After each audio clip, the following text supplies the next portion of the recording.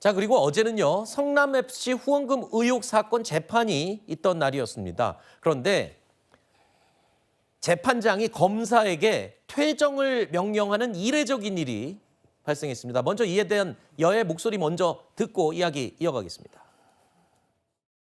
오늘 성남FC 사건 재판장은 검사에 대하여 퇴정을 명한다고 명령했습니다. 인권의 최후 보루 법원의 용기 있는 결정을 환영합니다.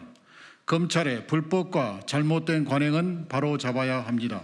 수사검사의 직무대리 발령을 통한 공판 업무 수행은 2, 3년 단위로 주기적 인사이동을 하는 검찰의 인력 수급상 부득이하게 수십 년간 정착되어 온 제도입니다. 민주당은 단지 한 개 재판부의 결정을 가지고 검사 직무대리제도의 불법성을 침소봉대할 일은 아닙니다. 자, 그러니까 판사가 지금 공판 중인 검사, 법원에 나와 있는, 재판정에 나와 있는 검사를 퇴정하라고 그랬어요. 한마디로 관할청의 검사가 아니고 직무대리로 온 검사기 때문에 자격이 없으니 나가라, 이렇게 한 건데 어떻게 된 겁니까? 지금 굉장히 이례적인 경우라면서요.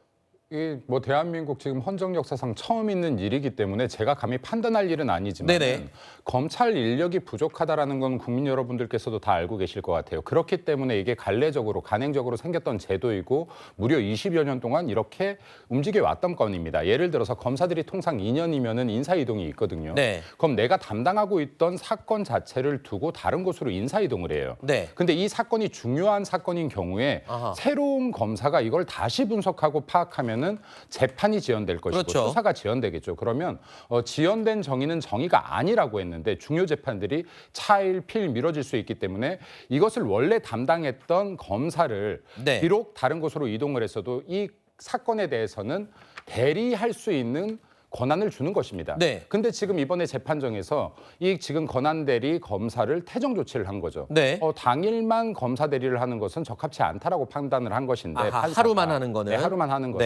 근데 이거에 대해서는 지금 재판관이 어떠한 의도로 지금 이런 결정을 했는지 사실 지금 누구도 판단할 수가 없죠. 그렇죠. 근데 중요한 것 하나는 성남FC 사건이라는 것이 두산이나 네이버 그리고 차병원 등 지금 4개의 큰 기업들이 약 130억 정도의 불법 자금이 왔다 갔다 한 것으로 추정되는 사건이거든요.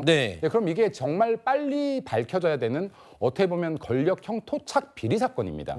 근데 이게 지금까지도 충분히 지연됐는데 이러한 결정으로 인해서 더 지연될까 봐 걱정이고요. 당연히 많은 분들이 우려를 표할 것이라고 생각됩니다. 따라서 지금 이 부분에 대해서는 지금 사건에 지금도 늦었지만 조속한 재판을 위해서라도 다른 또 방안들이 좀 만들어져야 되지 않을까라고 생각되어집니다. 그렇군요. 일단 여당 입장에서 볼 때는 이게 성남FC 사건이기 때문에 더 저렇게 예민하게 얘기를 하는 것 같습니다. 반응도 여야가 좀 달라요. 여당에서는 지금 굉장히 부정적이다. 이 판사가 지금 FC 사건 이재명 대표에게 좀 유리하게 판을 깔아준 거 아니냐, 뭐 이렇게 얘기를 하지만 야당은 그렇지 않을 것 같아요. 그러니까 저는 검찰과 여당에게 물어보고 싶어요. 편법은 합법입니까? 불법입니까? 그러니까 이것은 쉽게 말해서 편법이잖아요. 관례라는 거. 그리고 애초에 그렇게 사정이 있고 그 사건에 대해서 잘 아는 검사였다면은 물론 인정마다 교체하고 발령을 내지만 발령을 안 냈어야죠. 근데 왜 편법으로 이렇게 관례적이라고 포장을 해가지고 하는 거고, 어쨌든 결국에는 거기에 대해서 재판부가 제동을 걸었으면 전 재판부를 존중하는 것이 맞지 않나? 한마디만 더 드려야 될 것 같습니다. 이게 지금 재판관이 편법이라고 규정을 했는데 20년 동안 처음 편법으로 규정한 겁니다. 예를 들어서 재판관 한 명이 편법으로 규정했다라고 해서 이게 일순간에 편법이 될 수 있을지 없을지 모르겠으나 이건 인사에 대한 문제였고 이때까지 특정한 법이 없어도 이거는 법에 준한다라고 또 이걸 준하게끔 하는 법령이 있습니다. 그리고 또 하나 더 말씀드리고 싶은 거, 아까 제가 후원금의 문제 130억 얘기했는데 이게 인허가 사항에 개입된 문제예요. 그리고 여기 국민 여러분들께 제가 하나만 말씀드리고 싶은 게 있는데요. 후원을 하면 등이나 가슴이나 후원사의 이름이 붙습니다. 성남FC 사건 당시를 한번 보시면요. 이 기업들이 등판이나 가슴에 후원사 이름들이 제대로 붙어 있는지 한번 확인하십시오. 옆에 아주 작게 붙어 있을 겁니다. 후원사들조차도 이름을 내밀고 싶어 하지 않았던 후원이다라는 것도 좀 말씀드리고 싶고 이거 축구를 좋아하시는 팬들이라면 충분히 이상하다라고 판단할 수 있을 것 같습니다. 알겠습니다.